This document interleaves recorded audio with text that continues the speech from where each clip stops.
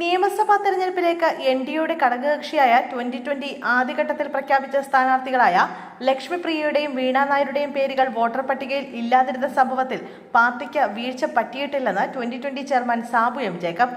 തെരഞ്ഞെടുപ്പ് കമ്മീഷൻ ഏകപക്ഷീയമായി പെട്ടെന്ന് തെരഞ്ഞെടുപ്പ് പ്രഖ്യാപിച്ചതുകൊണ്ടാണ് ഇത്തരമൊരു വീഴ്ച പറ്റിയതെന്നും പട്ടിക പരിശോധിക്കാൻ വേണ്ടത്ര സമയം ലഭിക്കാതെ പോയതാണ് ആശയക്കുഴപ്പത്തിന് ഇടയാക്കിയതെന്നും സാബു എം ജേക്കബ് പറഞ്ഞു. അതേസമയം ലക്ഷ്മിപ്രിയയ്ക്ക് പകരവും വീണ നായർക്ക് പകരവും പുതിയ സ്ഥാനാർത്ഥികളെ കണ്ടെത്തിയിട്ടുണ്ട്. പെരുമ്പാവൂരിൽ ലക്ഷ്മിപ്രിയയ്ക്ക് പകരം സ്ഥാനാർത്ഥിയാകുന്നത് കോൺഗ്രസ് മണ്ഡലം വൈസ് പ്രസിഡന്റായിരുന്ന ജിബി പത്തിക്കലാണ്. യാക്കോബായ സഭ മാനേജിംഗ് കമ്മിറ്റി അംഗവും യൂത്ത് അസോസിയേഷൻ പെരുമ്പാവൂർ മേഖലയുടെ ഭാരവാഹിയുമാണ് ജിബി. ഏറ്റുമാനൂരിൽ വീണയ്ക്ക് പകരം ആതിര ഡി നായർ സ്ഥാനാർത്ഥിയാകും. 25-കാരിയായ ആതിര സോഷ്യൽ മീഡിയ താരമാണ്. വിശേഷ ദിവസം പരിഗണിക്കാതെയാണ് തെരഞ്ഞെടുപ്പ് പ്രഖ്യാപനം ഉണ്ടായതെന്നും സാബു എം ജേക്കബ് പറഞ്ഞു.